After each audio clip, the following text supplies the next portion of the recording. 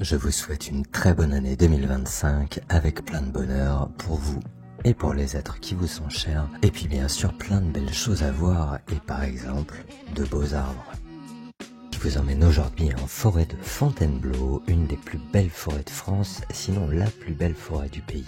Avec ses milliers de rochers d'escalade, ses points de vue magnifiques, ses plages de sable blanc, sa faune abondante, et en particulier des serpents. Cette forêt est habitée depuis longtemps, elle compte plus de 2000 abris sous roche gravés par les hommes préhistoriques. Et puis évidemment, ce qui nous intéresse par-dessus tout sur cette chaîne, sont milliers d'arbres remarquables.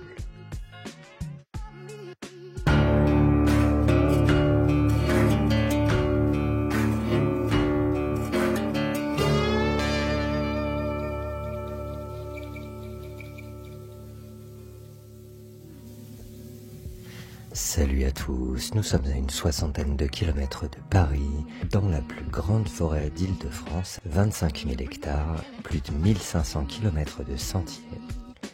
Il y a plus de 1000 arbres remarquables en forêt de Fontainebleau que l'on repère facilement grâce à la présence d'un point bleu peint sur leur tronc ou à proximité. Je vous les montrerai pas tous évidemment aujourd'hui, mais je vous emmène voir les plus notables d'entre eux, 11 arbres que j'ai sélectionnés et qui valent vraiment le détour en forêt de Fontainebleau. Alors je vous fais la visite de la forêt dans le sens des aiguilles d'une montre et je commence par le centre du cadran, le célèbre château de Fontainebleau et son jardin anglais où vivent quelques arbres magnifiques que vous ne devriez pas manquer si vous passez par là. À l'entrée du jardin, vous y verrez un splendide magnolia ainsi qu'un pin et un séquoia faisant face au château. Un peu plus loin, un autre séquoia assez intéressant de 6,41 m de circonférence de tronc, et tout à côté de lui un tulipier de Virginie assez extraordinaire, de très belle taille et vraiment original dans sa forme. Dans le fond du parc, un des plus beaux catalpas d'Île-de-France. À côté de ce catalpa, un séquoia à feuilles d'if à plusieurs troncs.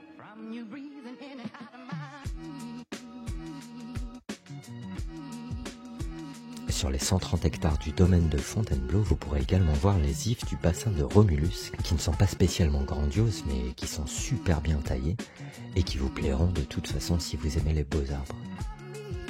Et nous rentrons maintenant dans le vif du sujet, les arbres de la forêt, avec le premier dont je voudrais vous parler et qui est un arbre unique en France, à 7 km au sud-ouest du château de Fontainebleau. Précisément dans le bois du Seigneur, dans une forêt un petit peu dégarnie, subsistent quelques hêtres magnifiques, dont un qui mérite vraiment une attention particulière, le hêtre témoin. Alors c'est un très bel arbre de 3 ou 4 mètres de circonférence et d'une hauteur de 31 mètres, et qui a la particularité d'avoir sur son tronc des gravures datant de 1879 et encore bien visibles. C'est un hêtre qui a survécu à un terrible verglas qu'il y a eu en 1879. Les gens racontent qu'il y a eu tellement de verglas que ça brisait tous les arbres. Et pendant plusieurs jours, ils entendaient des détonations dans la forêt, des arbres qui se cassaient, les branches qui se brisaient, les troncs, etc., etc. Donc c'était vraiment une catastrophe en fait. Les gravures que l'on voit souvent sur les troncs, en particulier sur les hêtres, parce qu'ils doivent bien marquer, peuvent durer quand même vachement longtemps, 1879, donc ça fait 145 ans. Celle-là est encore presque parfaitement visible. Le 22, 23 et 24 janvier 1879, la forêt fut ravagée par le verglas. C'est pour ça qu'on l'appelle le hêtre témoin, parce qu'il est témoin d'un événement particulier de la forêt de Fontainebleau. Un séquoia géant d'Amérique, qui doit être, je pense, le seul présent dans la forêt. Corrigez-moi si je me trompe, bien sûr. C'est peut-être pas le plus grand du monde, mais il a quand même une belle forme et une belle taille, et puis sa présence dans cette forêt composée essentiellement de pins, de bouleaux, de chênes, est un petit peu originale. Et à 300 mètres de séquoia, vous avez un magnifique cèdre du Liban, pareil, qui est rare dans la forêt de Fontainebleau. Avec ses 4,60 m de circonférence, il serait le deuxième plus gros de Seine-et-Marne. Au croisement de quelques sentiers de randonnée, ce cèdre du Liban a une présence magnifique. Il est vraiment à voir.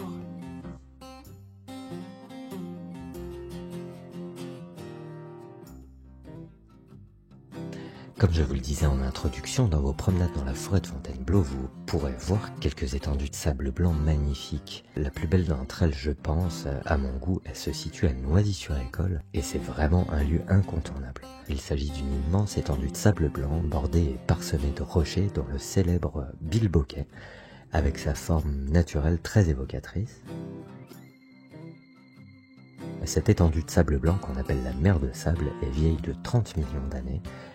À l'époque, ici, c'était recouvert par une mer chaude.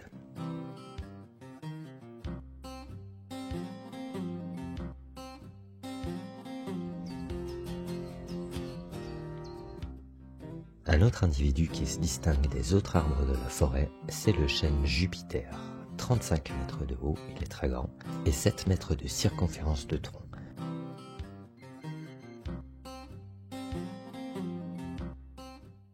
En 1994, c'est confirmé, la sève ne remonte plus pour alimenter les hautes branches à 25 mètres. Le plus vieil arbre de la forêt de Fontainebleau, d'environ 700 ans, est mort.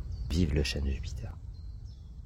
Par la suite, pour protéger les promeneurs, ces branches sont coupées, mais le tronc est laissé comme un totem, et c'est très bien ainsi, c'est une belle initiative. Deux autres chênes assez gigantesques à côté de celui-ci ont subi le même sort. Le chêne Jupiter, donc, c'était le plus vieil arbre de la forêt de Fontainebleau.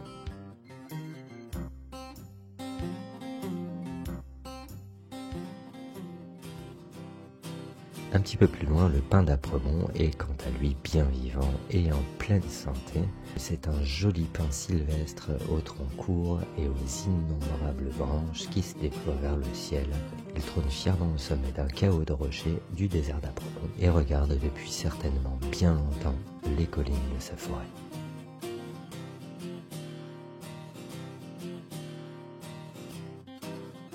Il se situe dans un endroit de toute beauté bordé de magnifiques rochers. On peut passer des heures à cet endroit, je vous assure, c'est très chouette.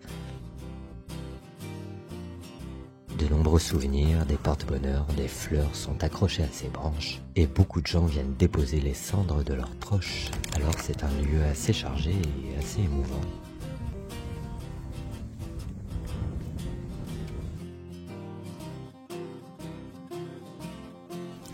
Pas très loin de cet arbre, à 30 minutes à pied environ, dans les gorges d'Apremont, vous y verrez deux très beaux chênes, le chêne Sully et le chêne Lantarin.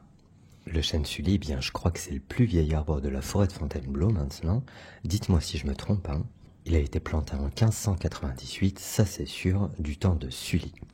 Et Sully, c'est un ministre d'Henri IV qui a beaucoup œuvré pour le développement de l'agriculture en France, en faisant planter entre autres de nombreux arbres qui restent en grand nombre encore de ce monde aujourd'hui. Ce beau chêne a malheureusement quelques problèmes de champignons et de perte de branches, mais il n'en reste pas moins un arbre de toute beauté et qui se distingue nettement de ses voisins. Le chêne Sully a 427 ans. À 100 mètres de ce bel arbre, le chêne Lantaran ne présente pas non plus un état sanitaire formidable, mais il est assez joli quand même. Il porte le nom de Simon Mathurin Lantaran, un peintre paysagiste de Barbizon.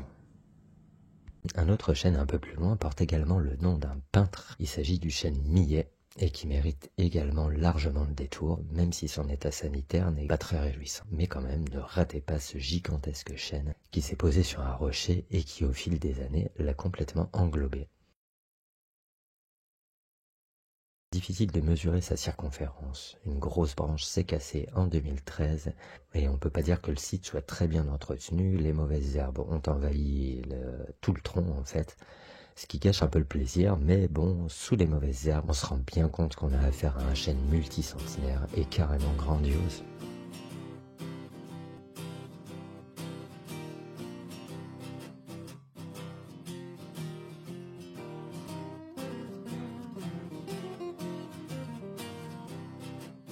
Si vous êtes amateur de reptiles, je vous conseille déjà ma chaîne YouTube Atypique Explorer sur les animaux de Guyane, les serpents, les caïmans et tout un tas d'animaux de la jungle. Je vous laisse le lien de la chaîne en description et puis bien sûr je vous conseille également la forêt de Fontainebleau parce qu'il y a quand même pas mal de lézards, de serpents, etc. à voir. En été vous croiserez sûrement quelques vipères aspics. Regardez bien où vous mettez les pieds, elles ne sont pas rares. C'est pas non plus impraticable, hein, faut pas exagérer, c'est pas une forêt de serpents. mais il y en a. Et si vous aimez ces animaux, les serpents, regardez bien sous les rochers, vous en verrez peut-être. En tout cas, s'il vous plaît, ne les tuez pas, même si elles sont venimeuses, elles ne vous attaqueront jamais et chercheront à fuir avant de mordre. Regardez la beauté de ces animaux et regardez leur passivité. Ce sont des créatures magnifiques de la forêt.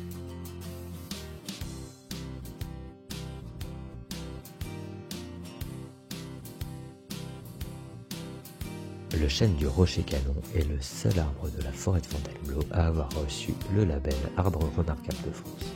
Posé au sommet d'un rocher, il fait plonger ses racines jusqu'au sol, dans les interstices de la roche.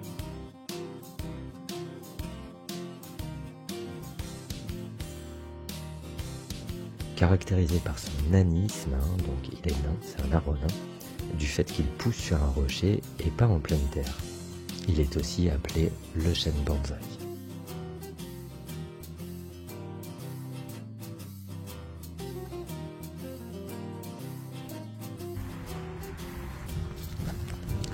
À 5 ou 600 mètres de là, ne manquez surtout pas le chêne des 7 frères, alors qui a 8 troncs.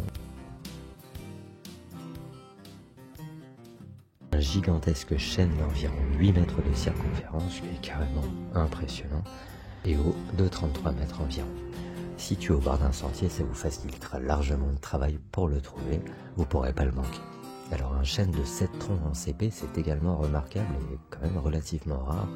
Je vous renvoie à une précédente vidéo sur le chêne des 6 frères, situé en Essonne à quelques kilomètres de là, qui a la particularité de posséder 6 fûts. Et cet arbre ressemble étrangement à celui-ci, c'est pour ça que je vous en parle. Et je vous disais dans cette vidéo qu'un chêne de 6 troncs c'est extrêmement rare. Alors un arbre de 7 troncs, voire de 8 troncs, c'est carrément tout à fait notable. Jean-Charles Nicolas de Larminat, inspecteur des eaux et forêts dans les années 1820-1830, avait décidé d'expérimenter la greffe sur certains arbres et notamment sur des pins. Donc il y a 2 espèces de pins sur le même arbre. C'est une greffe, on appelle ça. Alors c'est un pin noir, lequel des deux je sais pas, peut-être celui-là, greffé avec un pin sylvestre ici. Donc ce sont 2 espèces d'arbres mélangées en une. On voit bien quand même qu'il y a une petite différence au niveau de l'écorce. C'est pas flagrant, mais ça se voit quand même. C'est pas tout à fait la même couleur. C'est pas tout à fait les mêmes écailles. C'est semblable, mais bon. Pour le rappel, une greffe en botanique, c'est un processus qui consiste à implanter dans les tissus d'un végétal un bourgeon ou un fragment d'un autre végétal compatible pour que ce premier continue à croître en faisant corps avec le deuxième. C'est un mélange de 2 arbres en quelque sorte. Et c'est particulièrement visible pour certains arbres au printemps. Par exemple, regardez ceci. Vous voyez des fleurs roses et des fleurs blanches. Et on voit bien en regardant le tronc qu'il s'agit de 2 arbres différents qu'on a pu assembler en un seul. À Fontainebleau, il en existe plusieurs des arbres greffés, mais celui-ci est particulièrement beau avec ses 2 troncs élancés. Une circonférence vraiment honorable de plus de 4 mètres.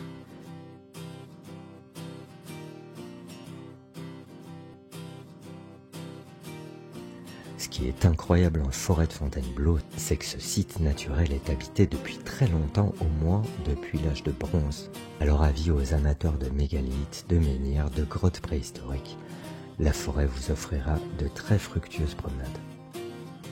Se trouvant sur la commune de Chancueil, le menhir des Buttes Noires, découvert en 1993 et fouillé l'année d'après. Et pendant les fouilles, on y a découvert des fragments de poterie et on a estimé son origine au temps du néolithique. Ce menhir aurait au moins 5000 ans donc. Et puis bien sûr, ce qui est impressionnant ici, c'est le nombre incroyable de plus de 2000 abris sous roches gravées. Vous en verrez partout dans toute la forêt, allant de quelques gravures sous des petits rochers à des galeries assez vastes où sont parfaitement conservées des centaines de gravures préhistoriques. Ces espèces d'étoiles aussi, on en retrouve beaucoup ici. J'ai trouvé la hache et le bonhomme. Et la chouette. Alors la signification de ces motifs est assez mystérieuse. Avis aux connaisseurs, il reste beaucoup à savoir, beaucoup à comprendre, beaucoup à découvrir. Et puis avis aussi aux profanes comme moi qui s'émerveilleront sans doute à se dire qu'ici, il y a 10 000 ans, comme nous, des gens étaient là, à faire je sais quoi. Grotte de Georgine.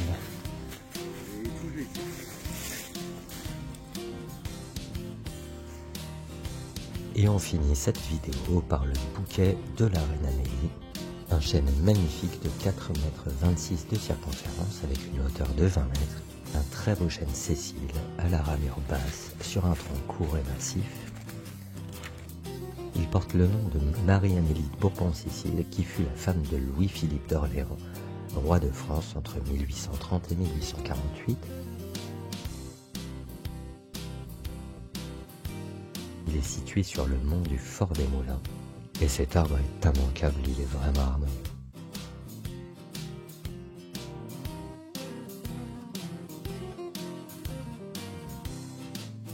Et bien voilà, cet épisode est à présent terminé, j'espère qu'il vous a plu et que ce film vous donnera envie d'aller vous promener dans la forêt de Fontainebleau pour découvrir toutes ces curiosités, tous ces mystères et puis bien sûr ces arbres magnifiques que je vous ai présentés ici.